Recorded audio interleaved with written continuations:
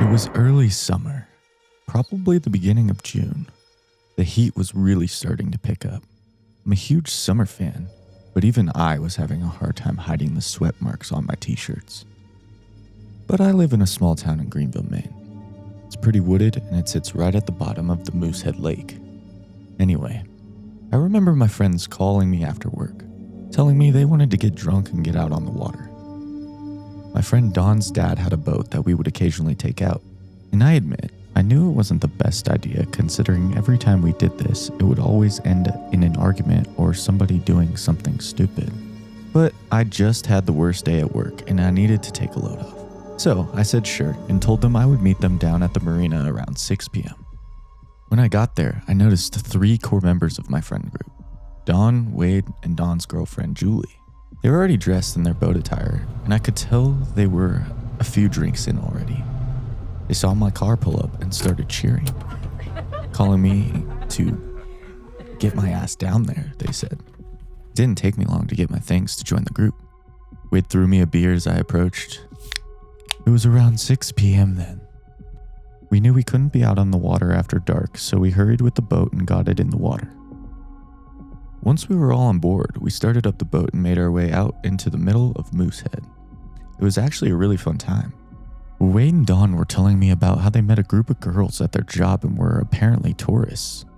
The guys told me they knew what bar the girls would be at, and so they begged me to come.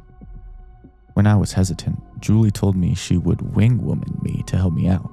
I'm definitely the shy one of the group, but as we laughed and enjoyed the sunset on the lake, our laughter was cut short by a horrifying scream out in the distance. We sat in silence for what felt like a lifetime. What the hell was that? Dawn asked, finally breaking the silence. Maybe we should get back to shore, Julie said. Wade scoffed and said it was probably just an animal. Wade then reached into the cooler and pulled out a few more beers. As he handed them to us, he tried to start a new conversation, one that would distract us from what we heard. But here's when things got weird. In the middle of Wade's conversation starter, we heard the scream again. But this time, the scream said something that chilled us to our spine. It sounded like Julie, Dawn said. Who the hell would be screaming your name like that? Julie grabbed a blanket and cuddled up with it.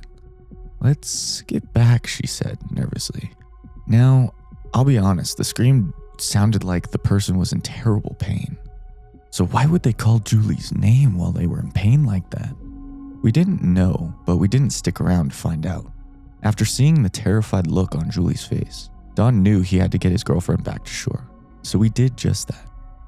We got the boat back and decided to head back to Wade's as we got ready to go out to the bar and meet those girls. As we each showered one by one, the others were out in the living room talking about what just happened. Julie didn't want to move an inch. She was terrified. As we all sat there in our nice clothes, freshly groomed, Julie sat in her bathing suit, cuddled with the same blanket from the boat. Don tried his best to tell her she should be out with us and not inside the house by herself. I knew Dawn would never leave her here by herself, but the thought of that possibility was all she needed to get up and get ready. At around 9:30, it was time to go. We started to walk down towards the center of town, the heat still very prevalent at this time of night.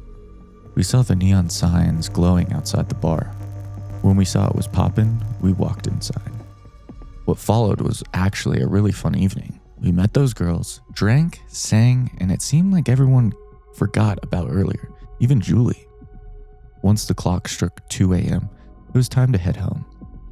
I got one of the girls' numbers and I began the walk back with a huge smile on my face. Dawn and Wade were joking with one another, singing a song we've heard inside the bar at the top of their lungs. But our night of fun came to a frightening halt when we heard a loud scream in the distance. A scream that sounded like somebody was actively being murdered. We all stood still, our drunken states of mind fading with every second. We slowed our breath, froze our bodies, and waited. For what? I don't know. Then, to make matters even worse, another scream broke the silence. Except this time, whatever it was screamed the name, Wade. We bolted after that. We charged ourselves as fast as we could all the way to Dawn's house, where we broke open the door and threw ourselves inside. We slammed the door shut and all collapsed in the hallway from exhaustion. We held each other until we all fell asleep. We never heard anything like that again. But all I can say is, I don't know what was screaming like that and why it was screaming our names. But one thing was for certain. We were all super cautious for our surroundings for the rest of that summer.